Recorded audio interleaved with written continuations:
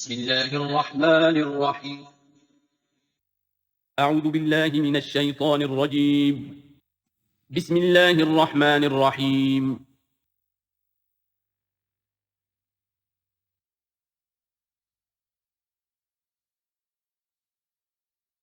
خير منها أو مثلها ألم تعلم أن الله على كل شيء قدير ألم تعلم أن الله له ملك السماوات والأرض وما لكم من دون الله من ولي ولا نصير صدق اللہ العظیم۔ ان آیات مبارکہ کا ترجمہ اگرچہ ہم کر چکے ہیں، لیکن اس کا جو اصل مفہوم ہے اور اس کا پس منظر ہے اس کو سمجھنا ضروری ہے۔ آپ کو معلوم ہے کہ اللہ کا دین آدم سے لے کر این دم تک ایک ہی ہے۔ نوح کا دین، موسیٰ کا دین، عیسیٰ کا دین، محمد کا دین صلی اللہ علیہ وسلم علیہ والسلام، دین ایک ہی ہے۔ شریعتوں میں فرق رہا ہے، اور یہ فرق جو رہا ہے اس کا اصل سبب یہ ہے کہ نوع انسانی مختلف اعتبارات سے ارتقاء کی مراحل طے کر رہی تھی۔ ذہنی پختگی، شعور کی پختگی، پھر سوشل ایولیوشن، تمدنی ارتقاء، یہ مسلسل جاری تھا۔ لہذا اس ارتقاء کے جس مرحلے میں رسول آئے اسی کی مناسبت سے ان کو تعلیمات دے دی گئی۔ ان میں وہ حصے بھی تھے کہ جو ایٹرنل ہیں، جو ہمیشہ رہیں گے، اور ایسے بھی تھے کہ جو اس زمانے کی مناسبت سے تھے۔ اب جب اگلا رسول آئے گا تو ظاہر بات ہے کہ ان میں سے کچھ چیزوں میں تغیر و تبدل ہو جائے گا، کچھ چیزیں نئی آ جائیں گی، کچھ پرانی ساقط ہو جائیں گی۔ یہ پرانی چیزوں کا ساقط ہونا یہ کہلاتا ہے ناسخ ہونا، ناسخ و منسوخ کا مسئلہ، کہ وہ حکم منسوخ ہو گیا اور اس کی جگہ پر کوئی اور حکم آ گیا ہے۔ یا تو اللہ تعالیٰ تعین کے ساتھ منسوخ فرماتے ہیں، یا یہ کہ اس شے کو سرے سے لوگوں کے ذہنوں سے زائل کر دیتے ہیں۔ اعتراض یہ کر رہے تھے یہودی کہ اگر تو یہ دین وہی ہے جو موسیٰ کا تھا تو ظاہر بات ہے کہ پھر شریعت پوری وہی ہونی چاہیے۔ اس کے اعتراض کا جواب ہے جو یہاں دیا جا رہا ہے، اور یہی مسئلہ پھر قرآن میں بھی ہے۔ قرآن کی بھی تدریج کے ساتھ شریعت کی تکمیل ہوئی ہے۔ جیسا کہ میں نے پہلے عرض کیا تھا، شریعت کا بلو پرنٹ آپ کو سورہ بقرہ میں مل جائے گا آگے چل کر، لیکن شریعت کی تکمیل ہوئی ہے سورہ مائدہ میں۔ یہ جو تقریباً 5-6 سال کا وقفہ ہے، اس میں کچھ احکام شروع میں دیے گئے، پھر ان میں رد و بدل کر کے، اور پھر آخر میں الیوم اکملت لکم دینکم واتممت علیکم نعمتی ورضیت لکم الاسلام دینا۔ تو یہ ناسخ و منسوخ کا مسئلہ صرف سابق شریعتوں اور شریعت محمدی میں نہیں ہے صلی اللہ علیہ وسلم، بلکہ خود شریعت محمدی میں بھی زمانی اعتبار سے ارتقاء ہوا ہے۔ کہ پہلے شراب کے بارے میں حکم دیا گیا کہ اس کی مضرت زیادہ ہے، گناہ کا پہلو زیادہ ہے، کچھ فائدے بھی ہیں بس۔ اس کے بعد آیا اگر شراب کے نشے میں ہو تو نماز مت پڑھو، نماز کے قریب مت جاؤ۔ پورے مائدہ میں آخری حکم آ گیا، حل انتم منتہون، اب باز آتے ہو کہ نہیں آتے، حرام کر دیا گیا۔ تو یہ تدریجاً ہوا ہے۔ تو ناسخ و منسوخ قرآن میں بھی ہے، اور ناسخ و منسوخ قرآن اور تورات کے مابین بھی ہے۔ تو ہم نہیں منسوخ کرتے کوئی آیت یا بھلوا دیتے ہیں اس کو، نہ آتے بخیر منہا، ہم اس سے بھی بہتر لے آتے ہیں، او مثلہا، یا اس جیسی ہی۔ علم تعلم ان اللہ علی کل شیء قدیر، اب یہ کہ یہ تو اللہ کی اتھارٹی ہے، مالک الملک وہ ہے، دین اس کا ہے، اس میں وہ جس طریقے سے چاہے کسی چیز کے اندر تبدیلی پیدا کر دے۔ علم تعلم ان اللہ لہ ملک السماوات والارض ما لکم من دون اللہ من ولی ولا نصیر ام تریدون ان تسألوا رسولکم کما سئل موسیٰ من قبل، کیا تم یہ چاہتے ہو کہ سوال کرو یا مطالبہ کرو اپنے رسول سے بھی اسی طرح کے جس طرح کی باتیں کی گئی تھی موسیٰ سے پہلے؟ مثلا ہم دیکھ چکے ہیں کہ ان سے کہا گیا کہ ہم نہیں مانیں گے جب تک کہ اللہ کو دیکھ نہ لے عیاناً، یا اسی طرح کے اور مطالبے جو حضرت موسیٰ علیہ السلام سے کیے جاتے تھے۔ یہاں مسلمانوں کو سکھایا جا رہا ہے کہ اس روش سے باز آؤ، ایسی بات تمہارے اندر پیدا نہیں ہونی چاہیے۔ وَمَن يَتَبَدَّلِ الْكُفْرَ بِالْإِيمَانِ فَقَدْ ضَلَّ سَوَاءَ السَّبِيلِ، ظاہر بات ہے ایسی حرکتیں بھی اب مسلمانوں میں سے بھی جو منافقین ان میں شامل تھے وہی کر رہے ہوں گے۔ اس لیے فرمایا کہ جو کوئی ایمان کو ہاتھ سے دے کر کفر کو لے لے گا، یعنی منافق چونکہ دو طرفہ ہوتا ہے، اب اس کا بھی امکان ہوتا ہے کہ یکسو ہو جائے کفر کی طرف، اور اس کا بھی امکان ہوتا ہے کہ بالآخر یکسو ہو جائے ایمان کی طرف۔ مذبذبین بین ذالک کی کیفیت میں جو مبتلا ہے، اس کے دو یہ امکانات ہیں۔ تو جو کفر کی طرف جا کر مستقل طور پر راغب ہو گیا اس کا ذکر ہے، وَمَن يَتَبَدَّلِ الْكُفْرَ بِالْإِيمَانِ فَقَدْ ضَلَّ سَوَاءَ السَّبِيلِ، تو وہ تو سیدھی راہ سے بھٹک گیا۔ وَدَّ كَثِيرٌ مِّنْ أَهْلِ الْكِتَابِ لَوْ يَرُدُّونَكُم مِّن بَعْدِ إِيمَانِكُمْ كُفَّارًا، اہل کتاب میں سے بہت سے لوگ ہیں جو چاہتے ہیں کہ کسی طرح لوٹا کر لے جائیں تمہیں تمہارے ایمان کے بعد، پھر کفار بنا دیں۔ یہ ایسے ہی ہے کہ جیسے کسی بلی کی دم کٹ جائے تو وہ یہ چاہے گی کہ ساری بلیوں کی دمیں کٹ جائیں، کہ وہ کوئی علیحدہ سے نمایاں نہ رہے۔ تو وہ چاہتے تھے کہ یہ چیزیں جو ہیں ان کو واپس لے آیا جائے، اہل ایمان کو بھی کفر میں لے آیا جائے۔ حسدا من عند انفسہم، اور یہ ان کا طرز عمل ان کے حسد کی وجہ سے کہ کیوں یہ نعمت جو ہے ان کو دے دی گئی. من بعد ما تبین لهم الحق، اس کے بعد کہ ان پر حق بالکل واضح ہو چکا ہے، وہ جان چکے ہیں، پہچان چکے ہیں، کسی مغالطے میں نہیں ہے، غلط فہمی میں نہیں ہے. فاعفوا واصفحوا، یہ بہت اہم ہے مقام. تو اے مسلمانوں، تم معاف کرتے رہو اور صرف نظر سے کام لو. اس کا اصل مطلب کیا ہے؟ ابھی تو چونکہ مدنی دور کا آغاز ہو رہا ہے، ابھی کشمکش کے اور کشاکش کے اور مقابلے کے اور تصادم کے بڑے سخت مراحل آ رہے ہیں. چونکہ تمہارا سب سے پہلا جو محاذ ہے وہ تو کفار مکہ کے خلاف ہے، سب سے بڑھ کر وہی آئیں گے، تم پر حملے کریں گے، جنگیں ہوں گی. تو فوری طور پر یہ جو آستین کے سانپ ہیں ان کو ابھی چھیڑو مت، جب تک یہ پڑے رہیں ڈورمنٹ، انہیں پڑا رہنے دو. ایک وقت آئے گا، یہاں یوں سمجھیے کہ یہ حکم دیا رہا ہے فی الحال انہیں چھیڑو مت، ان کے طرز عمل کے بارے میں زیادہ توجہ نہ دو. فاعفو، معاف کرتے رہو، درگزر کرتے رہو. اور وصفحو کہتے ہیں، صفحہ کہتے ہیں ایک طرف کا، یہ صفحہ ہے، یہ ورق ہے. صرف نظر کر لینا، دیکھا اندیکھا کر لینا، نظر انداز کر دینا. حتی یاتی اللہ بامرہ، یہاں تک کہ اللہ اپنا فیصلہ لے آئے. ایک وقت آئے گا کہ پھر مسلمانوں کو غلبہ آخری حاصل ہو جائے گا، اور جب جو یہ باہر کے دشمن ہیں ان سے تم نمٹ لو گے، پھر یہ کہ ان اندرونی دشمنوں کے خلاف بھی تمہیں آزادی دی جائے گی کہ ان کو بھی ان کے کیفر کردار تک پہنچا دو. ان اللہ علی کل شیء قدیر، یقیناً اللہ ہر چیز پر قادر ہے. واقیموا الصلاۃ وآتوا الزکاۃ، نماز قائم رکھو، زکوٰۃ دیتے رہو. وما تقدموا لانفسکم من خیر تجدوہ عند اللہ، اور جو کچھ بھی تم خیر میں سے، بھلائی میں سے اپنے لیے آگے بھیجو گے، کوئی مال خرچ کر رہے ہو تو خرچ کہاں ہو گیا؟ وہ تو اللہ کے ہاں ڈپازٹ ہو گیا، جہاں جمع ہو گیا. وما تقدموا لانفسکم من خیر تجدوہ عند اللہ، اسے اللہ کے پاس پاؤ گے. ان اللہ بما تعملون بصیر، یقیناً جو کچھ تم کر رہے ہو اللہ اسے دیکھ رہا ہے. وقالوا لن يدخل الجنة الا من كان هودا او نصارى. اب دیکھیں، جب یہ نئی امت اب تشکیل پا رہی ہے تو یہودی اور نصرانی جو ایک دوسرے کے دشمن تھے، مسلمانوں کے مقابلے میں جمع ہو گئے. انہوں نے کہنا یہ شروع کیا، وقالوا لن يدخل الجنة، ہرگز نہیں داخل ہوگا جنت میں، الا من كان هودا او نصارى، سوائے اس کے جو یا تو یہودی ہو یا نصرانی ہو. وقالوا لن يدخل الجنة الا من كان هودا او نصارى تلك امانيهم، یہ لفظ دوبارہ آ گیا. یہ ان کی خواہشات ہیں، من گھڑت خیالات ہیں، ان کی وشفل تھنکنگ ہے. قل ہاتوا برہانکم ان کنتم صادقین، کہو ان سے لاؤ کوئی دلیل اگر تم سچے ہو. دلیل کتاب سے لاؤ، کہیں تورات میں لکھا ہے، کہیں یہ انجیل میں لکھا ہے. جو تورات اور جو انجیل تمہارے پاس ہے اسی میں سے دکھا دو کہ یہ لکھا ہوا، کہیں لکھا ہوا نہیں. اب یہاں پر وہ یونیورسل ٹروتھ آ رہا ہے، بلا من اسلم وجہہ للہ وہو محسن، کیوں نہیں ہر وہ شخص کے جو اپنا چہرہ اللہ کے سامنے جھکا دے اور وہ محسن ہو، اس کا رویہ صدق پر، سچائی پر، حسن کردار پر مبنی ہو. سر کا جھکانا منافقانہ نہ ہو، جزوی نہ ہو کہ کچھ مانا کچھ نہیں مانا. بلا من اسلم وجہہ للہ وہو محسن فلہ اجرہ عند ربہ، تو اس کے لیے اس کا اجر محفوظ ہے اس کے رب کے پاس. فلا خوف علیہم ولا هم یحزنون، نہ ان پر کوئی خوف ہوگا اور نہ ہی وہ حزن سے دوچار ہوں گے. یہ دوسری آیت ہے کہ جس سے کچھ لوگوں نے استدلال کیا ہے کہ ایمان بالرسالت ضروری نہیں ہے. اب دیکھیے اس کا جواب وہی ہوگا. نمبر ایک تو یہ، ہر جگہ پر ساری چیزیں بیان نہیں کی جایا کرتی ہیں. کوئی چیز کہیں بیان کی گئی، کوئی کہیں بیان کی گئی ہے. کتاب کو لینا ہے تو پوری کو پوری ایک کتاب کی حیثیت سے.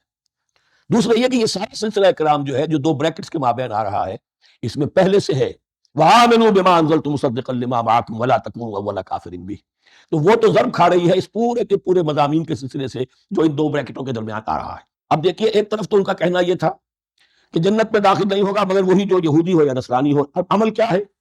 وقالت اليهود ليست النصارى على شيء، یہودی کہتے ہیں نصارہ کی کوئی حیثیت نہیں، کوئی بنیاد نہیں، کوئی جڑ نہیں. وقالت النصارى ليست اليهود على شيء، اور نصارہ کہتے ہیں کہ یہود کی کوئی بنیاد، بے بنیاد لوگ ہیں، کوئی حقیقت ان کی حقانیت ہے ہی نہیں. وہم یتلون الکتاب، اور مزہ یہ ہے کہ دونوں ایک کتاب پڑھ رہے ہیں. اولڈ ٹیسٹمنٹ تو مشترک ہے یہودیوں میں اور عیسائیوں میں، یہ بہت اہم نکتہ ہے. اور جدید عیسائیت میں جو ایک بہت بڑی طاقت ابھر رہی ہے امریکہ میں، وہ ہے کہ جو یہ عیسائیت کو جیوڈائز کر رہی ہے. کیونکہ رومن کیتھولک مذہب جو تھا اس نے تو چونکہ گویا کہ سارا رشتہ توڑ لیا تھا بائبل سے، سارا اختیار پوپ کے ہاتھ میں آ گیا تھا. لیکن پروٹیسٹنٹس نے پھر بائبل کو قبول کیا. اب اس کی منطقی انتہا یہ کہ اولڈ ٹیسٹمنٹ کے اوپر بھی اب ان کی توجہ ہو رہی ہے. کیا سے یہ بھی تو ہم مانتے ہیں کہ ہماری کتاب ہے اور اس میں جو کچھ لکھا ہے اس کو نظر انداز کیسے کر سکتے ہیں. نے جو ایک سیمینار کیا تھا امریکہ میں، جس میں ایک یہودی عالم بھی آئے تھے، ایک عیسائی بھی آئے تھے، اور مسلمانوں کی طرف سے بھی ہمارے ایک ساتھی نے بات کی تھی، تو وہاں ایک یہودی عالم نے کہا کہ اس وقت اسرائیل کو سب سے بڑی سپورٹ جو مل رہی ہے وہ ان عیسائیوں سے مل رہی ہے امریکہ میں سے، کہ جو اس وقت ایونجلسٹ کہلاتے ہیں وہاں پر، اور جو ایک بڑا فرقہ بن کر ابھر رہے ہیں۔ بہرحال یہ ان کا طرز عمل ہے۔ وَهُمْ يَتْلُونَ الْكِتَابَ، اور وہ دونوں کے دونوں کتاب کے پڑھنے والے ہیں۔ كَذَلِكَ قَالَ الَّذِينَ لَا يَعْلَمُونَ مِثْلَ قَوْلِهِمْ، اسی طرح کہا تھا ان لوگوں نے کہ جو کچھ بھی نہیں جانتے، انہی کی سی بات کہی تھی، یعنی یہ اشارہ ہے مشرکین مکہ کی طرف۔ فَاللَّهُ يَحْكُمُ بَيْنَهُمْ يَوْمَ الْقِيَامَةِ فِيمَا كَانُوا فِيهِ يَخْتَلِفُونَ، تو اللہ تعالیٰ فیصلہ کر دے گا ان کے مابین قیامت کے دن ان تمام باتوں کا جن میں کہ یہ اختلاف کر رہے تھے۔ وَمَنْ أَظْلَمُ مِمَّنْ مَنَعَ مَسَاجِدَ اللَّهِ أَنْ يُذْكَرَ فِيهَا اسْمُهُ وَسَعَىٰ فِي خَرَابِهَا۔ اب دیکھیے یہاں جو بقیہ یہ آیات آ رہی ہیں، تو اگرچہ خطاب تو ہے وہ بریکٹس کے مابین، خطاب میں بنی اسرائیل، لیکن یہاں کچھ ریفرنسز اہل مکہ کی طرف شروع ہو گئے ہیں، اور اس کے بعد سے حضرت ابراہیم کا تذکرہ آئے گا، پھر تحویل قبلہ کا ذکر آئے گا۔ تحویل قبلہ میں ظاہر بات ہے کہ وہ قبلہ جو ہے وہ مشرکین مکہ کے قبضے میں تھا اس وقت، اس حوالے سے ریلیونٹ کچھ مضامین جو ہیں اس کی تمہید باندھی جا رہی ہے۔ یہ ساری تمہید ہے جو آگے آنے والا مضمون ہے تحویل قبلہ، جو علامت تھی اس بات کی کہ اب وہ سابقہ امت مسلمہ معزول کر دی گئی اور نئی امت محمد صلی اللہ علیہ وسلم اس مقام پر نصب کر دی گئی، انسٹال کر دی گئی۔ اس کے حوالے سے جو مسئلے اٹھیں گے، اسی لیے قال الذین لا یعلمون مثل قولہم، میں نے عرض کیا کہ یہ مشرکین مکہ کی طرف اشارہ ہے۔ ومن اظلم ممن منع مساجد اللہ یذکر فیہا اسمہ، اس سے بڑھ کر ظالم کون ہوگا جو اللہ تعالیٰ کی مسجدوں سے لوگوں کو روکے کہ وہ اس میں اس کا نام لے سکے۔ چونکہ مشرکین مکہ نے مسلمانوں کو محروم کر دیا تھا حرم سے، اب وہاں جانے کی ان کو اجازت نہیں تھی۔ سن 6 میں حضور گئے بھی ہیں، تب بھی یہ کہ صلح حدیبیہ ہو گئی، واپس آنا پڑا، عمرہ کرنے کی اجازت نہیں ملی۔ سن 7 میں پھر ہوا ہے، تو یہ 7 برس بہت شاخ گزرے ہیں محمد الرسول اللہ صلی اللہ علیہ وسلم اور اہل ایمان پر۔ اب یہاں ذکر ہو رہا ہے ان کا، قریش کا۔ وَمَنْ أَظْلَمُ مِمَّنْ مَنَعَ مَسَاجِدَ اللَّهِ أَنْ يُذْكَرَ فِيهَا اسْمُهُ وَسَعَىٰ فِي خَرَابِهَا، اور وہ اس کی تخریب میں لگے ہوئے ہیں۔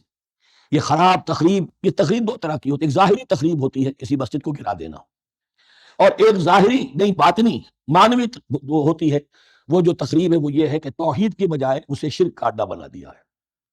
وہ تو دنیا کے بت قدوں میں پہلا وہ گھر خدا کا، ہم اس کے پاسباں ہیں، وہ پاسباں ہمارا، 360 بت رکھ دیے گئے اس گھر میں لا کر جو ابراہیم نے تعبیر کیا تھا توحید خالص کے لیے۔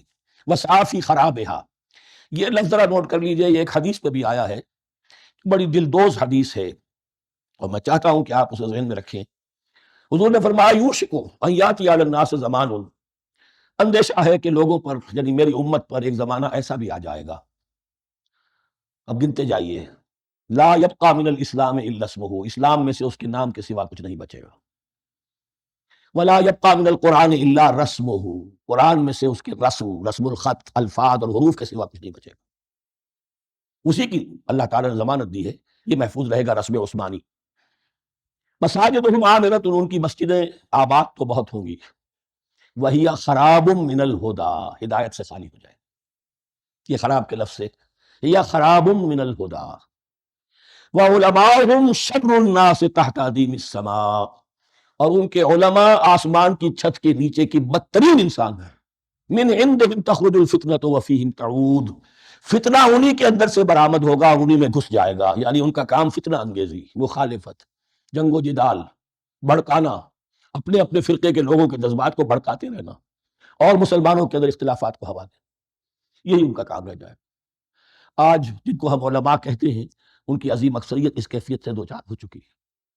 جب مذہب اور دین پیشہ بن جائے تو کوئی خیر اس میں باقی نہیں رہے۔ یہ دین اور مذہب پیشہ نہیں تھا، اسلام میں کوئی پیشوائیت نہیں، اسلام میں کوئی پاپائیت نہیں، اسلام میں کوئی برہمنزم نہیں، اسلام تو ایک کھلا، ہر شخص کتاب اللہ پڑھے، ہر شخص عربی سیکھے، ہر شخص کو امامت کے قابل ہونا چاہیے، ہر شخص اپنی بچی کا نکاح خود پڑھائے، ہر شخص اپنے والد کا جنازہ خود پڑھے۔ یہ جو ہم نے پیشہ بنا دیا ہے اور پھر انہیں پیسے دیتے، ظاہر بات ہے کہ اس پیشے کے اندر تو پیشے میں عیب نہیں، رکھیے نہ فرہاد کو نام، پھر تو پیشہ میں تو جو کچھ پیشہ ورانہ چشمکیں ہوتی ہیں اور جو خباثتیں ہوتی ہیں وہ آتی ہیں۔ لیکن ساتھ ہی یہ بات واضح رہے کہ علماء حق سے دنیا خالی نہیں ہوگی، علماء حق بھی ہیں، لیکن کسی کے ماتھے پر لکھا ہوا نہیں ہوتا کہ یہ علماء حقانی میں سے اور یہ علماء سوئی میں سے ہے۔ باقی یہ صحیح بات ہے کہ اکثریت ادھر جا چکی ہے، ورنہ امت کا بیڑا غرق نہ ہوتا، سیدھی سیدھی بات۔ کہ بیڑا غرق ہوا ہے تو آخر کوئی سبب ہے۔ اولئک ما کان لہم ان یدخلوها الا خائفین، ایسے لوگوں کو تو سوائے اس کے ان کا کوئی مقام نہیں ہے کہ انہیں داخل ہونے کی بھی اجازت نہیں ہونی چاہیے اس میں، یعنی اللہ کی مسجدوں میں، مگر خوف زدہ ہو کر، ڈر کر۔ لہم فی الدنیا خزی، کے لیے دنیا میں بھی رسوائی اور ذلت ہے، وَلَهُمْ فِي الْآخِرَةِ عَذَابٌ عَظِيمٌ، اور آخرت میں ان کے لیے عذاب عظیم ہے۔ وَلِلَّهِ الْمَشْرِقُ وَالْمَغْرِبُ، اب دیکھیے تمہید ہو رہی ہے تحویل قبلہ کے لیے۔ اب ظاہر بات ہے کہ بڑی حساس جو ہے وہ ایک کیفیت تھی یہ، تو یروشلم کے ساتھ جن کو دلچسپی تھی اور ان کے دلوں میں اس کی عقیدت تھی، مکہ مکرمہ اور بیت اللہ کے ساتھ جن کو دلچسپی تھی اور ان کے دلوں میں اس کی عقیدت تھی، تو اس حوالے سے یہ قبلہ بدلنا دو دفعہ بدلا ہے قبلہ۔ پہلے آ کے مدینے میں حضور نے یروشلم کی طرف 16 مہینے نماز پڑھی اور پھر تحویل قبلہ ہوا، تو اب اس میں کئی امتحان ہو گئے، وہ آگے آ جائے گا، لیکن اس کی تمہید باندھی جا رہی ہے للہ المشرق والمغرب، مشرق اور مغرب سب اللہ کے ہیں۔ یعنی اگر ہم رخ کرتے ہیں مغرب کی طرف تو اس کے معنی یہ نہیں کہ اللہ مغرب میں ہے، معاذ اللہ، اللہ تو جہت سے، مقام سے، ماورا وراء الورا۔ یہ تو یہ ہے کہ ایک یکسانیت پیدا کرنے کے لیے، اجتماعی رنگ دینے کے لیے ایک چیز کو قبلہ بنا دیا، علامت ہے۔ غالب نے ٹھیک کہا ہے، قبلے کو اہل نظر قبلہ نما کہتے ہیں۔ قبلہ جو ہے وہ مسجود تو نہیں ہے پرے سرحد ادراک سے اپنا مسجود، قبلے کو اہل نظر قبلہ نما کہتے ہیں۔ للہ المشرق والمغرب فینما تولوا فثم وجہ اللہ، جدھر بھی تم رخ کرو گے وہ اللہ ہی کا رخ ہے۔ ان اللہ واسع علیم، یقیناً اللہ بہت وسعت والا ہے، بہت وسعت والا ہے، وہ کسی سمت میں محدود نہیں ہے، اور علیم ہے، ہر شے کا جاننے والا ہے۔ دیکھیے یہاں یہ آیت کہہ کے اب چھوڑ دیا مسئلہ، اگلے مسئلے پر آگے آپ کو پتہ چلے گا کہ یہ در حقیقت ایک تمہید باندھی جا رہی ہے تحویل قبلہ کے لیے۔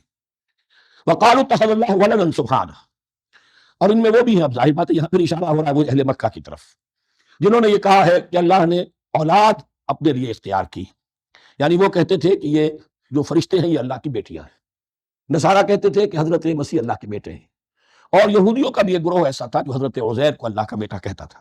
بل لہ ما فی السماوات والارض، نہیں، آسمانوں اور زمین میں جو کچھ ہے اسی کی ملکیت ہے، سب مخلوق ہے، مملوک ہے، خالق اور مالک صرف وہ ہے۔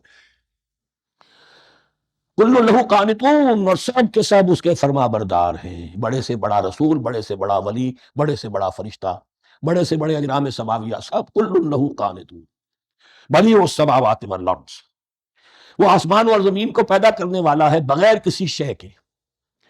یہ ابداع اور خلق، ان میں فرق ہے۔ ابداع، بلکہ شاہ ولی اللہ دہلوی نے حجت اللہ البالغہ کا جو پہلا چیپٹر ہے اس کو یہی 3 عنوان دیے ہیں۔ اللہ تعالیٰ کے افعال بنیادی طور پر 3 ہیں، ابداع، خلق، تدبیر۔ ابداع ہے جسے انگریزی میں کہتے ہیں کریشن ایکس نہیلو، عدم محض سے کچھ بنا دیا، کچھ نہیں تھا بنا دیا، کن فیکون، یہ ابداع ہے۔ خلق ہے اب ایک چیز سے دوسری چیز بنانا، گارے سے انسان بنایا، یہ تخلیق ہے، آگ سے جن بنا، یہ تخلیق ہے، نور سے فرشتے بنا، یہ تخلیق ہے۔ تو ابداع بدیع وہ ہے کہ جس نے نئی چیز، اسی لیے بدعت ہمارے ہاں کہلاتی ہے وہ شے جو دین میں نہیں تھی اور خواہ لا کے شامل کر دی گئی، جس کی کوئی جڑ بنیاد دین میں نہیں ہے، وہ بدعت ہے۔ اس سے یہ لفظ بدیع السماوات والارض، وَإِذَا قَضَىٰ أَمْرًا فَإِنَّمَا يَقُولُ لَهُ كُن فَيَكُونُ، اس کی شان تو یہ ہے کہ جب وہ کسی معاملے کا فیصلہ کر لیتا ہے تو بس کہتا ہے کہ ہو جائے اور وہ ہو جاتی۔ وَقَالَ الَّذِينَ لَا يَعْلَمُونَ لَوْلَا يُكَلِّمُنَا اللَّهُ وَتَأْتِينَا آیَةٌ، اور کہا ان لوگوں نے جو علم نہیں رکھتے، یہاں پھر وہی مشرکین مکہ کی طرف روح سخن ہے، کیوں نہیں بات کرتا ہم سے اللہ، اور کیوں نہیں کوئی لے آتا ہمارے پاس کوئی نشانی۔ یہ میں عرض کر چکا ہوں، یہ مضمون جو ہے کہ ان کا مطالبہ تھا بہت شدت کے ساتھ کہ تم معجزے ویسے ہی دکھاؤ جیسے تم کہتے ہو کہ عیسیٰ نے دکھائے تھے، موسیٰ نے دکھائے تھے، تو ہمارے یہ مطالبے پورے کر دو، ہم مان لیں گے۔ یہ ذکر آئے گا سورہ انعام میں اور پھر سورہ بنی اسرائیل میں۔ کذالک قال الذین من قبلہم مثل قولہم، اسی طرح کی باتیں جو لوگ ان سے پہلے آئے تھے وہ بھی کہتے رہے۔ تشابہت قلوبہم، ان کے دل ایک دوسرے سے مشابہ ہو گئے ہیں۔ قد بینا الآیات لقوم یوقنون، اور ہم نے تو اپنی آیات کو واضح کر دیا ہے ان لوگوں کے لیے جو یقین کرنا چاہیں۔ انا ارسلناک بالحق بشیرا ونذیرا، اے نبی ہم نے آپ کو بھیجا ہے حق کے ساتھ بشیر اور نذیر بنا کر۔ بنیادی حیثیت آپ کی یہ ہے کہ آپ اہل حق کو بشارت دیں، فراح و ریحان و جنت نعیم، فسلام لک من اصحاب الیمین، یہ بشارت دیجیے۔ اور جو غلط راستے پر جائیں، کفر کریں، منافقت میں مبتلا ہوں، ملحد ہوں اور بدعملی کریں، ان کو آپ خبردار کر دیجئے کہ جہنم ان کے لیے تیار کر دی گئی ہے۔ آپ کا کام دعوت ہے، ابلاغ ہے، تبلیغ ہے، نصیحت ہے۔ وَلَا تُسْأَلُ عَنْ أَصْحَابِ الْجَحِيمِ، آپ سے سوال نہیں کیا جائے گا جہنمیوں کے بارے میں کہ محمد یہ کیوں جہنم میں پہنچ گئے، ہم نے تمہیں بھیجا تھا، تمہارے ہوتے ہوئے یہ جہنمی کیوں ہو گئے؟ نہیں، یہ آپ کی ذمہ داری نہیں ہے۔ کون جنت میں جانا چاہتا ہے، کون جہنم میں جانا چاہتا ہے، یہ آدمی کا اپنا فیصلہ ہے۔ آپ کا کام ہے کہ حق کو واضح کر دیں، ہاں وضاحت میں کمی نہ رہ جائے، حق واضح ہو جائے، کوئی اشتباہ نہ ہو، بالکل مبرہن ہو جائے، واضح ہو جائے، بس یہ ذمہ داری آپ کی ہے، اس سے زیادہ نہیں۔ یہ مسئولیت جو ہوتی ہے، انسان اگر اپنی اصل مسئولیت سے زیادہ ذمہ داری اپنے سر پر ڈال لے تو اس سے بھی بہت بڑی بڑی گمراہیاں پیدا ہوتی ہیں، اور اس کا جو تذکرہ ہو رہا ہے بڑی گمراہی تو معاذ اللہ وہ تو ہمارے حوالے سے ہوتی ہے۔ ہمارے ہاں کی بہت سی جماعتیں جو ہیں اسی طرح کی غلطیوں کی وجہ سے وہ غلط راستوں پر پڑ گئی، پوری تحریکیں برباد ہو گئی۔ لیکن یہاں بھی حضور کا معاملہ کیا ہو رہا تھا کہ حضور چاہتے تھے کسی طرح یہ علماء یہود ایمان لے آئے، بہرحال حضور کے دل میں رغبت، آخر مکے میں آپ تھے تو دعائیں مانگتے تھے، اے اللہ عمرو ابن ہشام اور عمر ابن خطاب میں سے کسی ایک کو تو میری جھولی میں ڈال دے، تو اسی طرح کی دعا آپ نے کی ہوگی۔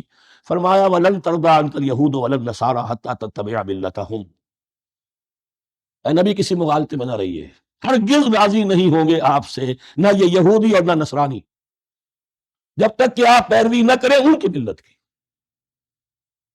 لہذا امید منقطع کر لیجیے، اس لیے کہ زیادہ امید ہو تو مایوسی ہو جاتی ہے۔ اقبال نے بہت خوب کہا ہے بندہ مومن کے بارے میں، جس کی امیدیں قلیل اس کے مقاصد جلیل، مقصد اونچا لیکن امید قلیل رکھی، اللہ چاہے گا تو ہو جائے گا، نہیں چاہے گا تو میرا کام تو اپنی حد تک اپنا فرض ادا کر دینا ہے، اس سے زیادہ کی جو ہے خواہش اپنے دل میں پالیں گے، کسی اجرت پسندی میں گرفتار ہو جائیں گے، کہیں دائیں بائیں ہک اور پرک کے ذریعے سے کہیں پہنچنے کی کوشش کریں گے اور اپنے آپ کو بھی برباد کر دیں گے۔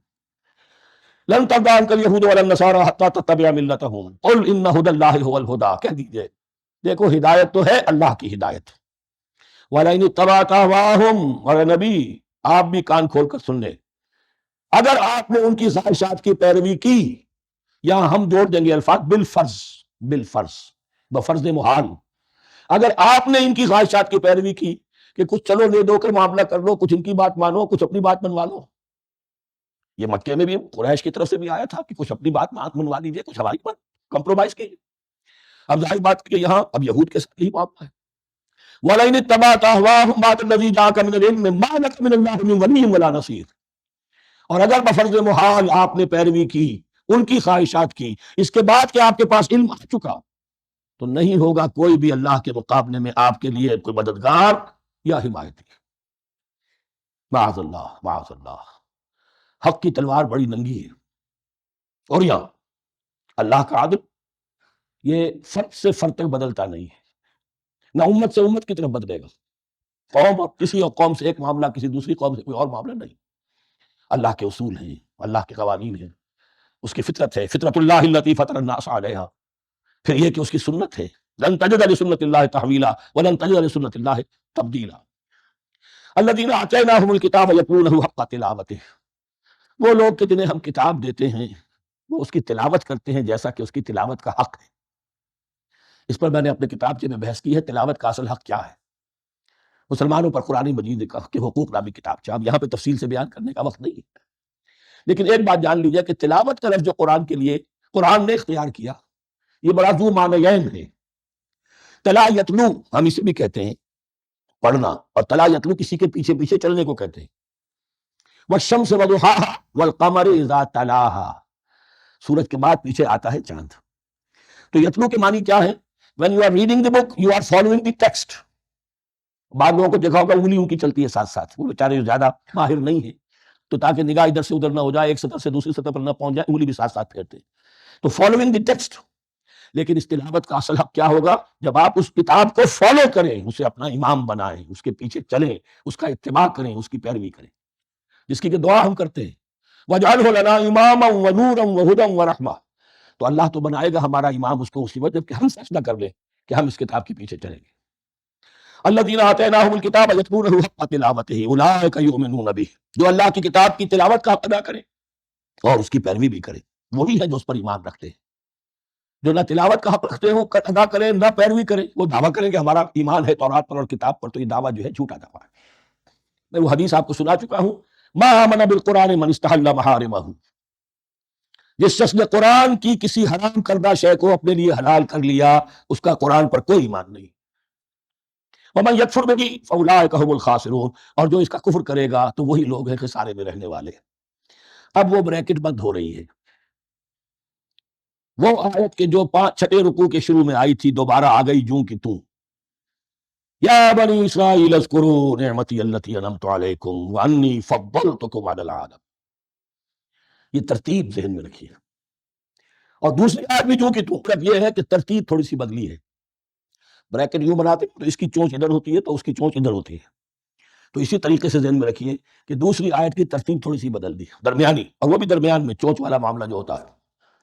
وَاتَّقُوا يَوْمًا لَا تَجْزِي نَفْسٌ عَن نَفْسٍ شَيْئًا، یہ تو جو کہ تو وہی ہے، ڈرو اس دن سے جس دن کوئی جان کسی دوسری جان کے کام نہ آ سکے گی۔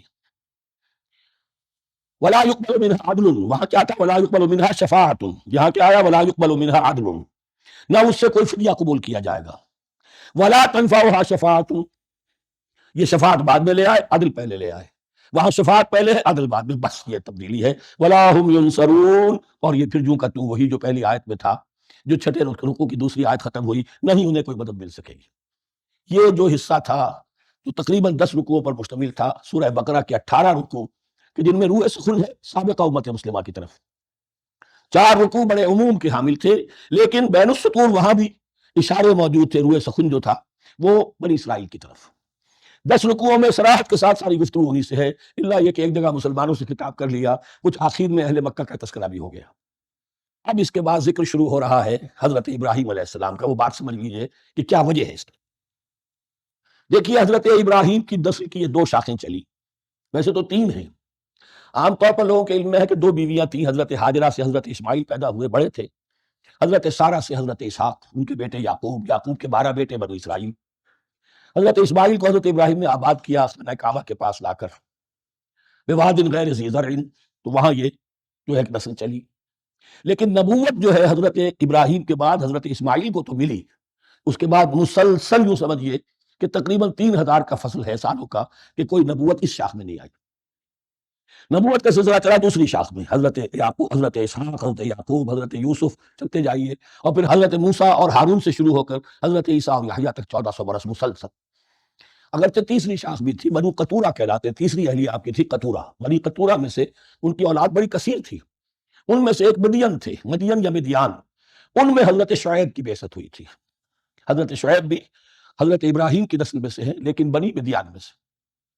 بہرحال اب چونکہ حضور کی بعثت ہوئی بنی اسماعیل میں، ادھر بنی اسرائیل ہے جن سے یہ خطاب ہو رہا ہے سابقہ امت مسلمہ، اور اب یہ امامت الناس منتقل ہونے والی ہے بنی اسرائیل سے بنی اسماعیل کو۔ تو اب اگر اس انتقال کے وقت نقل اگر وہ جو کامن فیکٹر ہے اس کا تذکرہ کیا جائے تو بات آسان ہو جائے گی۔ ابراہیم ہی تو جد امجد ہے نا تمہارے، تم یعقوب کی اولاد ہو ٹھیک ہے، لیکن یعقوب کس کے بیٹے تھے؟ اسحاق کس کے بیٹے تھے؟ ابراہیم کے۔ تو یہ دوسری نسل میں تو ابراہیم ہی کی ہے۔ اس حوالے سے ان کے لیے سہل بنایا جا رہا ہے کہ بات کو سمجھو، یہ صرف یہ ہے کہ 2 پیڑھی اوپر جا کر مل گئے اور لانا خیر سنا، اور حضرت ابراہیم نے خانہ کعبہ کی تعمیر کی اور اسے اب مرکز بنانا ہے اہل توحید کا، لہذا یہ ساری گفتگو اب شروع ہو رہی ہے۔ 4 رکوع اب وہ ہے 15ویں سے شروع ہو کر 18ویں تک جن کا اصل مضمون ہے تحویل قبلہ۔ وَإِذِ ابْتَلَىٰ إِبْرَاهِيمَ رَبُّهُ بِكَلِمَاتٍ فَأَتَمَّهُنَّ، اور ذرا یاد کرو جب ابراہیم کو آزمایا اس کے رب نے بہت سی باتوں میں۔ میرا ایک کتاب چاہے حضرت ابراہیم کی شخصیت پر، حج اور عید الاضحیٰ اور ان کی اصل روح، اور اس میں ایک تحریر ہے، ایک تقریر ہے، جو تحریر ہے وہ مجھے بہت پسند ہے کہ کیسے کیسے امتحان آئے ہیں حضرت ابراہیم علیہ السلام پر۔ فَأَتَمَّهُنَّ، اب یہ ایک جملے میں ایک پوری داستان ہے، اس نے ان سب کو پورا کیا، سب میں پاس ہو گیا، ہر امتحان سے کامیابی کے ساتھ with flying colors ہر امتحان سے نکلے۔ قال انی جاعلک للناس اماما، تب ہم نے کہا اے ابراہیم اب میں تمہیں نوع انسانی کا امام بنانے والا۔ قال ومن ذریتی، انہوں نے کہا اور میری نسل کے بارے میں بھی یہ وعدہ ہے کہ نہیں؟ قال لا ینال عہد الظالمین، فرمایا میرا یہ عہد ظالموں سے متعلق نہیں ہوگا۔ مطلب کیا ہوا کہ تمہاری نسل میں سے جو صاحب ایمان ہوں گے، نیک ہوں گے، سیدھے راستے پر چلیں گے، ان سے ہمارا وعدہ ہے، لیکن نسلیت کی بنیاد پر نہیں ہے کہ جو بھی تمہاری نسل میں سے لازماً وہ اس وعدے کا مصداق بن جائے۔ وَإِذْ جَعَلْنَا الْبَيْتَ مَثَابَةً لِلنَّاسِ وَأَمْنًا، اور یاد کرو جب کہ ہم نے گھر کو، اپنے گھر کو، بیت اللہ کو قرار دے دیا لوگوں کے لیے زیارت کی جگہ، لوٹ کے آنے، لوٹ کر آؤ، حج کرو، مثابۃ للناس و امنا، اور اسے امن کا گھر قرار دے دیا۔ واتخذوا من مقام ابراہیم مصلی، اور ہم نے حکم دیا کہ مقام ابراہیم کو اپنی جائے نماز بنا لو، نماز پڑھنے کی جگہ بنا لو۔ آج کل تو بعض علماء نے یہ کہا ہے کہ مقام ابراہیم سے مراد کوئی خاص پتھر نہیں ہے، بلکہ اصل میں وہ تو پوری جگہ جو تھی وہ مقام ابراہیم، حضرت ابراہیم وہاں آباد ہوئے تھے۔ لیکن صحیح بات وہی ہے جو ہمارے سلف سے چلی آ رہی ہے، روایات پختہ ہیں اس کے بارے میں، کہ جس طریقے سے حجر اسود جنت سے آیا ہے، ایسے ہی یہ بھی ایک پتھر تھا کہ جو جنت سے لایا گیا حضرت ابراہیم کے لیے۔ جب وہ تعمیر کر رہے تھے، کوئی اور ذرائع تو ابھی تھے ہی نہیں، اس کے اوپر وہ کھڑے ہوتے تھے اور یہ پتھر ہی اونچا ہوتا جاتا تھا خود۔ اب جیسے جیسے تعمیر اوپر جا رہی ہے، اس کے لیے یہ پتھر اونچا ہوتا تھا۔ وہ پتھر ہے جو مقام ابراہیم اب بھی محفوظ ہے، اور وہاں پر پھر طواف کر کے کعبے کا مکمل، پھر اس کے آس پاس جو ہے 2 رکعت جو ہے وہ ادا کی جاتی ہے نماز۔ وَعَهِدْنَا إِلَىٰ إِبْرَاهِيمَ وَإِسْمَاعِيلَ أَن طَهِّرَا بَيْتِيَ لِلطَّائِفِينَ وَالْعَاكِفِينَ وَالرُّكَّعِ السُّجُودِ، اور ہم نے عہد لے لیا تھا ابراہیم اور اسماعیل سے کہ تم دونوں ہمارے اس گھر کو، بیتیا میرے اس گھر کو پاک رکھو۔ اب یہ تطہیر بھی دونوں طرح کی ہوگی، ظاہری صفائی بھی ہو، گند نہ ہو، تاکہ ظاہر آئیں تو ان کے دلوں میں جو کدورت پیدا نہ ہو، کوفت نہ ہو، کھلی فضا ہو، صاف رکھو۔ اور تطہیر باطنی، وہاں توحید کا چرچا ہو، کوئی اور کفر اور شرک جو ہے وہ نہ آنے پائے۔ ان طہرا بیتی للطائفین والعاکفین، طواف کرنے والوں کے لیے، اعتکاف کرنے والوں کے لیے، والرکع السجود، اور رکوع اور سجود کرنے والوں کے لیے۔ وَإِذْ قَالَ إِبْرَاهِيمُ رَبِّ اجْعَلْ هَٰذَا بَلَدًا آمِنًا وَارْزُقْ أَهْلَهُ مِنَ الثَّمَرَاتِ مَنْ آمَنَ مِنْهُمْ بِاللَّهِ وَالْيَوْمِ الْآخِرِ۔ اور یاد کرو جب کہ ابراہیم نے کہا تھا، اے میرے پروردگار اس گھر کو امن کی جگہ بنا دے، اور اس کے رہنے والوں، اس کے ہاں آباد ہونے والوں کو، یعنی بنی اسماعیل کے لیے ان کو رزق عطا فرما، میووں کا اور پھلوں کا۔ من آمن منہم باللہ والیوم الآخر، اب یہاں حضرت ابراہیم خود رک گئے کہ میں اپنی ساری اولاد کے لیے یہ دعا نہ کروں، اس لیے کہ وہاں روک دیا گیا تھا لا ینال عہد الظالمین، تو جو بھی ان میں سے ایمان اور عمل صالح والے ہوں اور یوم آخر پر ایمان رکھتے ہوں، اجعل ھذا البلد آمنا وارزق اہلہ من الثمرات من آمن منہم باللہ والیوم الآخر۔ اب یہاں دیکھیے اللہ تعالیٰ نے، گویا کہ ہم کہیں گے ازرہ شفقت مسکراتے ہوئے گویا کہ فرمایا کہ ابراہیم، قال ومن کفر، تمہاری اولاد میں سے جو کفر کرے گا، فأمتعہ قلیلا، اس کو بھی میں دنیا کا ساز و سامان تو دوں گا، امامت میں شامل نہیں کر سکتا، لیکن یہ کہ دنیاوی طور پر مال و متاع جو ہے وہ ان کو بھی میں دوں گا۔ ومن کفر فأمتعہ قلیلا ثم اضطرہ الی عذاب النار، ہاں پھر اسے کشاں کشاں لے آؤں گا جہنم کے عذاب کی طرف، وبئس المصیر، اور وہ بہت ہی بری جگہ ہے لوٹنے کی۔ وَإِذْ يَرْفَعُ إِبْرَاهِيمُ الْقَوَاعِدَ مِنَ الْبَيْتِ وَإِسْمَاعِيلُ، اور یاد کرو جب کہ ابراہیم اٹھا رہے تھے ہمارے گھر کی بنیادوں کو، اور اسماعیل، باپ بیٹا دونوں لگے ہوئے تھے۔ یہاں لفظ جو قواعد آیا ہے اس کو نوٹ کیجئے، قواعد قاعدے کی جمع ہے، اور یہ بنیادوں کو کہا جاتا ہے، اور اس میں اشارہ ہے حضرت ابراہیم اصل معمار اور بانی نہیں ہے کعبے کے، کعبہ بنایا ہے حضرت آدم نے۔ ان اول بیت وضع للناس للذی ببکۃ، پہلا گھر۔ اب کیسے ممکن تھا حضرت آدم علیہ السلام کے زمانے سے لے کر اور حضرت ابراہیم تک کم و بیش جو ہے 4000 برس ہے، عام اندازہ جو ہے تورات کا اگر آپ لگائیں تو کوئی مسجد نہیں بنی ہوگی کیا؟ یہ پہلا گھر ہے، پہلا وہ گھر خدا کا، تو اس کی بنیادیں رہ گئی تھیں، باقی وہ امتداد زمانہ سے، اور چونکہ یہ سیلاب کا راستہ تھا، سیلاب کی وجہ سے وہ سب جو ہے دیواریں بہہ گئی تھیں، صرف بنیادیں تھیں، ان بنیادوں کو پھر وَإِذْ بَوَّأْنَا لِإِبْرَاهِيمَ مَكَانَ الْبَيْتِ، یہ سورہ حج میں جا کر مضمون تفصیل سے آئے گا۔ اب میں آئے گا کہتا ہوں، آ چکا ہے حقیقت کے اعتبار سے، اس لیے کہ یہ ساری مکی صورتیں ہیں جو نازل ہو چکی ہیں سورہ بقرہ سے بہت پہلے۔ تو جب وہ ان بنیادوں کو اٹھا رہے تھے تو دعائیں مانگ رہے تھے، ربنا تقبل منا انک انت السمیع العلیم، اے رب ہماری اس کوشش کو، ہماری اس مشقت کو، محنت کو قبول فرما۔ باہر گھر بنا رہے ہیں، پتھر اٹھا اٹھا کر لا رہے ہیں، حضرت اسماعیل کی عمر اس وقت لگ بھگ 13 برس ہے، ہاتھ بٹا رہے ہیں، ربنا تقبل منا انک انت السمیع العلیم، اے رب ہماری اس کوشش کو شرف قبول عطا فرما، یقیناً تو سب کچھ سننے والا اور جاننے والا ہے۔ ربنا وجعلنا مسلمین لک، اور اے رب ہمیں اپنا فرما بردار بنائے رکھ۔ نوٹ کیجئے ابراہیم کہہ رہے ہیں، تو میں اور آپ اگر مطمئن ہو جائیں کہ میری موت لازماً حق پر ہوگی تو بہت بڑا دھوکہ ہے۔ ڈرتے رہنا چاہیے، اللہ کی پناہ طلب کرتے رہنا چاہیے۔ ربنا وجعلنا مسلمین لک، اے اللہ ہم دونوں کو اپنا فرما بردار بنائے رکھ، ومن ذریتنا امۃ مسلمۃ لک، اور ہم دونوں کی نسل میں سے اٹھائیو برپا کی جو ایک امت جو تیری فرما بردار امت۔ وارنا مناسکنا، اور اے پروردگار تیرا گھر تو ہم نے یہ بنا دیا، اب اس کے جو رسومات ہیں وہ ہمیں سکھا، جو مناسک حج ہیں، ارے نا مناسک، اب کیسے حج کریں، کیا آداب ہوں گے، طواف کیسے ہوگا، کیا کریں گے. وَتُبْ عَلَيْنَا، اور ہم پر اپنی شفقت کی نظر فرما. اِنَّكَ أَنْتَ التَّوَّابُ الرَّحِيمُ، یقیناً تو ہی ہے بہت ہی زیادہ توبہ کا قبول فرمانے والا اور شفقت کے ساتھ رجوع کرنے والا اور رحم فرمانے والا. ربنا وبعث فیہم رسولا منہم، اور اے ہمارے پروردگار ہماری اس نسل میں، اب چونکہ ہماری نسل مراد ہے بنی اسماعیل، بنی اسرائیل اسماعیل کی نسل میں سے تو نہیں ہے نا، یہاں دونوں کی نسل سے مراد ہے تو وہ بنی اسماعیل. ہماری اس نسل میں اٹھائی ہو ایک رسول انہی میں سے، باہر کا نہ ہو، کوئی مغایرت کا اجنبیت کا پردہ حائل نہ ہو. وہ کیا کرے؟ یتلو علیہم آیاتک، تیری آیات ان کو پڑھ کر سنائے. وَيُعَلِّمُهُمُ الْكِتَابَ وَالْحِکْمَةَ، اور صرف سنائے نہیں، تعلیم دے انہیں کتاب اور حکمت کی. صرف سنا دینا تو بہت آسان کام ہے، سکھانا، تعلیم دینا، دلوں میں بٹھانا، اور حکمت. وَيُزَكِّيهِمْ، اور ان کو پاک کرے، ان کا تزکیہ کرے، ان کے دلوں میں تیری محبت اور آخرت کی طلب کے سوا کوئی طلب باقی نہ رہنے دے. اِنَّكَ أَنْتَ الْعَزِيزُ الْحَكِيمُ، یقیناً پروردگار تو ہی ہے زبردست اور کمال حکمت والا. وَمَنْ يَرْغَبُ عَنْ مِلَّةِ إِبْرَاهِيمَ إِلَّا مَنْ سَفِهَ نَفْسَهُ، اور ایسا شخص کون سا ہوگا جو ابراہیم کے طریقے سے منہ موڑے. یہ رغبت کا لفظ عربی زبان میں دونوں طرف جاتا ہے. رغبہ الہ، کسی شے کی طرف رغبت ہونا، محبت ہونا، میلان ہونا، اور رغبہ عن، کسی شے سے متنفر ہونا، کسی شے سے ابا کرنا، اس کو چھوڑ دینا. وَمَنْ يَرْغَبُ عَنْ مِلَّةِ إِبْرَاهِيمَ إِلَّا مَنْ سَفِهَ نَفْسَهُ، سوائے اس کے جس نے اپنے آپ کو حماقت ہی میں مبتلا کرنے کا فیصلہ کر لیا ہو. اور کون ہوگا جو ابراہیم کے طریقے سے منہ موڑے. وَلَقَدِ اصْطَفَيْنَاهُ فِي الدُّنْيَا، اور ہم نے تو اسے دنیا میں بھی پسند کر لیا تھا، چن لیا تھا. وَإِنَّهُ فِي الْآخِرَةِ لَمِنَ الصَّالِحِينَ، اور یقیناً آخرت میں بھی وہ ہمارے صالح بندوں میں سے ہوں گے. إِذْ قَالَ لَهُ رَبُّهُ أَسْلِمْ قَالَ أَسْلَمْتُ لِرَبِّ الْعَالَمِينَ، جب کہا اس سے اس کے پروردگار نے کہ مانو میرا حکم، اس نے کہا پروردگار قبول ہے تیرا حکم، یہاں تک کہ ذبح کرو بیٹے کو. حاضر.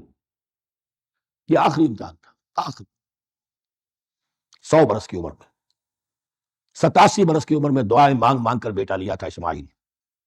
حضرت سارہ کے ہاں کوئی اولاد نہیں ہوئی تھی. اب وہ 13 برس کا تھا، بازو بن گیا تھا، اور اس وقت ذبح کرنے کا حکم.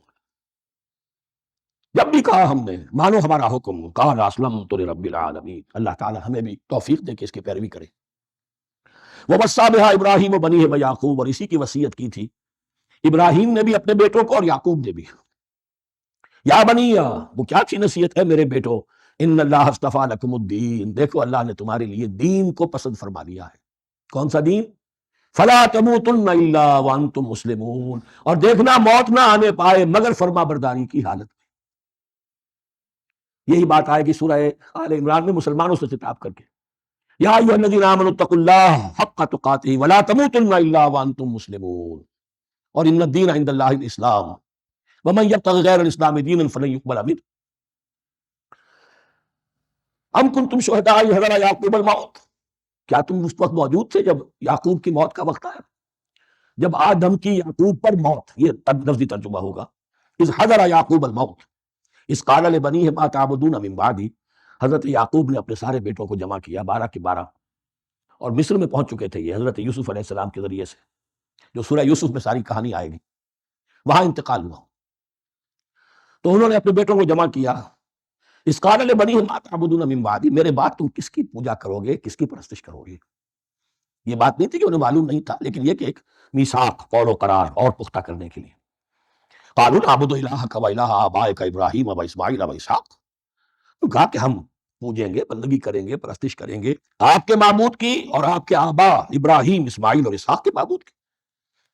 اور یہ کوئی مختلف معبود نہیں ہے، الہ واحدہ، وہ تو ایک ہی الہ ہے.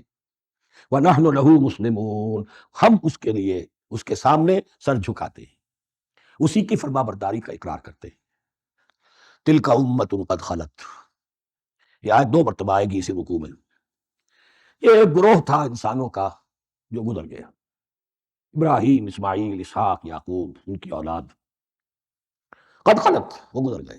لہا ما کسبت ولکم ما کسبتم، ان کے لیے تھا جو انہوں نے کمایا، اور تمہارے لیے ہوگا جو تم کماؤ گے. یعنی یہاں پدرم سلطان بوت کا کوئی مقام نہیں ہے. ہر شخص کے لیے اپنا عمل، اپنا ایمان، اپنی کمائی. وَلَا تُسْأَلُونَ عَمَّا كَانُوا يَعْمَلُونَ، تم سے یہ نہیں پوچھا جائے گا کہ وہ کیا کرتے تھے، تم سے پوچھا جائے گا تم کیا کر کے لائے ہو. تو راچے ہے پدرم سلطان بود تو راچے ہے، تم کیا ہو بھائی، تو اپنی بات کرو، باپ تمہارا سلطان تھا ہوگا. وَقَالُوا كُونُوا هُودًا أَوْ نَصَارَىٰ تَهْتَدُوا، لیکن اس پس منظر میں اب ان کی خباثت کو نمایاں کیا جا رہا ہے کہ یہ تو تھی وصیت ابراہیم کی اور یعقوب کی، اور اس وقت کے یہود و نصارہ کا کیا رویہ ہے؟ قَالُوا كُونُوا هُودًا أَوْ نَصَارَىٰ تَهْتَدُوا، وہی متحدہ محاذ حضور کے خلاف. یا تو یہودی، انہوں نے کہا کہ یا یہودی ہو جاؤ یا نصرانی تو ہدایت پر ہو جاؤ گے. قل بل ملت ابراہیم حنیفہ، کہہ دیجئے نہیں، بل نتبع، ہم تو نتبع یہاں پر محذوف مانیے، بل نتبع ملت ابراہیم حنیفہ، نہیں، ہم تو پیروی کریں گے ابراہیم کے طریقے کی، بالکل یکسو ہو کر. وما کان من المشرکین، اور وہ مشرکوں میں سے نہیں تھے. قولوا آمنا باللہ، اب یہاں مسلمانوں کو حکم دیا جا رہا ہے. دیکھو تم ان کے جو کچھ وہ کہتے ہیں اس کے جواب میں تم یہ کہو، قولوا کہو آمنا باللہ، ہم ایمان رکھتے ہیں اللہ پر، وما انزل الینا، اور جو کچھ نازل کیا گیا ہماری جانب، وما انزل الی ابراہیم و اسماعیل و اسحاق و یعقوب، اور جو کچھ نازل کیا گیا ابراہیم اور اسماعیل اور اسحاق اور یعقوب کی طرف، والاسباط، اور ان کی اولاد کی طرف، وما اوتی موسیٰ و عیسیٰ، اور جو کچھ دیا گیا موسیٰ کو اور عیسیٰ کو، وما اوتی النبیون من ربہم، اور جو کچھ دیا گیا تمام نبیوں کو ان کے رب کی طرف سے. لا نفرق بین احد منہم، ہم ان میں سے کسی کے مابین تفریق نہیں کرتے، ہم سب کو مانتے ہیں. دیکھیے ایک ہے تفضیل، کسی کو ایک کو زیادہ افضل سمجھنا دوسرے سے، یہ اور بات ہے، وہ تو سورہ آل عمران میں آئے گا تلک الرسل فضلنا بعضهم علی بعض. تفریق یہ کہ ایک کو مانے ایک کو نہ مانے، ان رسولوں میں سے ایک کا انکار سب کا انکار. لا نفرق بین احد منہم ونحن له مسلمون، اور ہم نے تو اسی کی فرما برداری کا قلادہ اپنی گردن میں ڈال لیا ہے. فإن آمنوا بمثل ما آمنتم، پھر اے مسلمانوں اگر یہ بھی ایمان لائے یہود اور نصارہ بالکل اسی طرح جیسے تم ایمان لائے ہو، نو کمپرومائز، ٹھیک ٹھیک وہی دین اختیار کریں، وہی راستہ جو کہ محمد کے ذریعے سے تمہیں دیا گیا صلی اللہ علیہ وسلم. فإن آمنوا بمثل ما آمنتم به فقد اهتدوا، تب وہ ہدایت پر ہوں گے. وإن تولوا، اور اگر وہ پیٹھ موڑ لیں، فإنما هم في شقاق، تو اس کے معنی یہ ہے کہ وہ زدم زدہ میں اور دشمنی کے اندر وہ مبتلا ہو چکے ہیں. فسيكفيكهم اللہ، تو اے نبی آپ کے لیے ان کے مقابلے میں اللہ کافی رہے گا، آپ فکر نہ کریں، آپ کسی کمپرومائز کی دعوت کی طرف توجہ ہی نہ دیں، کچھ دو کا معاملہ سوچے بھی نہ، ان کی مخالفتوں سے آپ مرعوب نہ ہوں، ان کی دھمکیوں کا کوئی اثر نہ دیں. فسيكفيكهم اللہ، اللہ کافی رہے گا آپ کے لیے ان سب کے مقابلے میں. وهو السمیع العلیم، اور یقیناً وہ سب کچھ سننے والا اور جاننے والا ہے. ایسا نہیں ہے کہ اسے معلوم نہ ہو کہ آپ اس وقت کن حالات میں ہیں، کیسی مشکلات میں ہیں، کس طرح کی نازک صورتحال دن بدن جو ہے شکل بدل رہی ہے، لیکن آپ قائم ہیں. یہ ہے جگہ جہاں پر خون پڑا ہوا ہے، اس نسخے میں جو حضرت عثمان تلاوت فرما رہے تھے، اور اس وقت باغیوں نے انہیں شہید کیا ہے. ان کی زوجہ محترمہ نائلہ، انہوں نے بچانا چاہا ہے تو ان کی انگلیاں کٹ گئیں، اور خون جو ہے وہ فسیکفیکہم اللہ، ان الفاظ پر وہ خون پڑا ہے، وہ دھبا بھی موجود ہے. وہو السمیع العلیم، اور وہ سب کچھ سننے والا اور جاننے والا ہے. صبغۃ اللہ، کیا مانی یہاں پر بھی ایک آپ کو محذوف ماننا ہوگا، اخترنا صبغۃ اللہ، ہم نے تو اختیار کر لیا ہے اللہ کے رنگ کو. ومن احسن من اللہ صبغۃ ونحن له عابدون، اور اللہ سے بہتر رنگ کس کا ہوگا، اور ہم تو بس اسی کی بندگی، اسی کی پرستش کرنے والے ہیں. قل اتحاجوننا فی اللہ وهو ربنا وربکم، اے نبی ان سے کہیے کہ کیا تم ہم سے محاجہ کر رہے ہو، حجت بازی کر رہے ہو، جھگڑ رہے ہو، دلیل بازی کر رہے ہو اللہ کے بارے میں. وہو ربنا وربکم، وہ تو ہمارا رب بھی ہے تمہارا رب بھی ہے، رب تو ایک ہے، رب بھی ایک، اس کا دین بھی ایک، ہاں شریعتوں میں فرق ہوا. قل اتحاجوننا فی اللہ وهو ربنا وربکم ولنا اعمالنا ولکم اعمالکم، رب تو ہمارا بھی وہ تمہارا بھی وہ، البتہ ہمارے لیے ہوں گے ہمارے عمل، تمہارے لیے ہوں گے تمہارے عمل. وَنَحْنُ لَهُ مُخْلِصُونَ، اور ہم تو اس کے لیے اپنے آپ کو خالص کر لینے والے ہیں. یہ ذرا 3 الفاظ یہاں پہ نوٹ کر لیجئے، یہ میرے اور آپ کے لیے لمحہ فکریہ ہیں. نَحْنُ لَهُ مُسْلِمُونَ، 136ویں آیت اس پر ختم ہوئی، ہم اس کے سامنے سر تسلیم خم کرتے ہیں، ان میں سے تو ہم بھی شامل ہیں. نَحْنُ لَهُ عَابِدُونَ، آیت نمبر 138، ہم اس کی بندگی کرنے والے ہیں، اسی کی بندگی کرنے والے ہیں. تو صرف اسلام نہیں، عبادت اور ٹوٹل عبادت، ٹوٹل بندگی، پوری زندگی میں اس کے ہر حکم کی پیروی اور اطاعت۔ اس سے آگے بات آئی وَنَحْنُ لَهُ مُخْلِصُونَ، یہ عبادت اخلاص کے ساتھ نہیں ہے تو منافقت ہے۔ اس عبادت سے کوئی دنیا کی منفعت پیش نظر نہ ہو، سوداگری نہیں، یہ عبادت خدا کی ہے۔ دنیا بنانا، دنیا کمانا، دین کو ذریعہ بنانا، اس سے بڑا، اس سے بڑی اور اس سے گری ہوئی کوئی حرکت نہیں۔ اخلاص، حضور نے فرمایا من صلی یرائی فقط اشرکا ومن صام یرائی فقط اشرکا ومن تصدق یرائی فقط اشرکا، جس نے نماز پڑھی دکھاوے کے لیے اس نے شرک کیا، جس نے روزہ رکھا دکھاوے کے لیے اس نے شرک کیا، اور جس نے صدقہ خیرات دیا دکھاوے کے لیے اس نے شرک کیا۔ وَنَحْنُ لَهُ مُخْلِصُونَ، نَحْنُ لَهُ مُسْلِمُونَ، نَحْنُ لَهُ عَابِدُونَ، نَحْنُ لَهُ مُخْلِصُونَ۔ اللهم ربنا اجعلنا منهم، اللهم ربنا اجعلنا منهم۔ ام تقولون ان ابراہیم واسماعیل واسحاق ویعقوب والاسباط كانوا هودا او نصارى، کیا تمہارا کہنا یہ ہے کہ ابراہیم اور اسماعیل اور اسحاق اور یعقوب اور ان کی اولاد یہودی تھے یا نصرانی تھے؟ تم جو کہتے ہو کہ یا یہودی ہو جاؤ یا نصرانی تب ہدایت پاؤ گے، تو ابراہیم یہودی تھے یا نصرانی؟ اور اسحاق اور یعقوب اور یوسف اور موسیٰ اور عیسیٰ یہ کون تھے؟ یہی بات آج مسلمانوں کو سوچنی چاہیے۔ محمد رسول اللہ اور ان کے اصحاب دیوبندی تھے یا بریلوی تھے یا اہل حدیث تھے یا شیعہ تھے یا سنی تھے؟ ان تقسیموں سے اوپر ہونے کی ضرورت ہے۔ اللہ کے ساتھ اخلاص کا تقاضا یہ ہے، ٹھیک ہے ایک فقہی مسلک کے اعتبار سے ایک شخص کسی مسلک کی پیروی کر رہا ہے، لیکن اپنے آپ کو اس سے آئیڈینٹیفائی کرانا اور اس مسلک کو مقدم رکھنا دین پر، اور اس مسلک ہی کے لیے محنت اور مشقت اور بھاگ دوڑ تبلیغ ہو رہی ہے اسی کی، یہ چیز بالکل اس اصل حقیقت کے خلاف ہے کہ جو اللہ کے دین نے ہمیں سکھائی۔ ام تقولون ان ابراہیم و اسماعیل و اسحاق و یعقوب والاسباط كانوا هودا او نصارى قل انتم اعلم ام اللہ، کہیے ان سے کہ تم زیادہ جانتے ہو یا اللہ زیادہ جانتا ہے۔ ومن اظلم ممن كتم شهادة عنده من اللہ، کان کھول کر سن لو، اس سے بڑھ کر ظالم کون ہوگا جس نے اللہ کی ایک گواہی جو اس کے پاس تھی اسے چھپا لیا۔ تمہارے پاس گواہیاں ہیں، علماء یہود جانتے تھے یہ اللہ کے رسول ہیں جن کے ہم منتظر تھے، اس گواہی کو چھپائے بیٹھے۔